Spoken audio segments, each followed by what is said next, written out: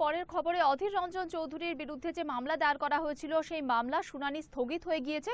বিস্তারিত জানবো, টেলিফোনে রয়েছেন আমাদের প্রতিনিধি সৃজিতা সরকার। সৃজিতা, ঠিক কি হয়েছে বিস্তারিত জানাও।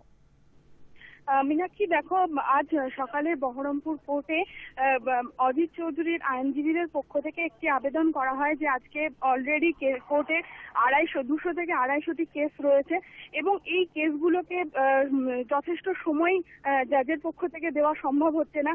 এই অধীর চৌধুরীর মতন একটি কেস, এই কেসটিকে যদি ভালোভাবে সময় দিয়ে না শোনা হয়, না বিচার করা হয়, তাহলে সেক্ষেত্রে সমস্যা হতে পারে। সেই কারণের জন্য কিন্তু অধীর চৌধুরীর আইনজীবীদের পক্ষ থেকে একটি আবেদন রাখা হয় যাতে অন্যদিন এই শুনানি দূর করা যায় যাতে, এবং এর পরিবর্তে সরকারি আইনজীবীরা কিন্তু যথেষ্ট বিরোধিতা করে, কিন্তু তা সত্ত্বেও বহরমপুর আদালতের বিচারক কাঞ্চনলাল চট্টোপাধ্যায় এদিন এই রায় দেয় যে আগামী দিন কবে হবে সেটা এখনো পর্যন্ত জানা না গেলেও অধীর চৌধুরীর শুনানি আপাতত স্থগিত রয়েছে।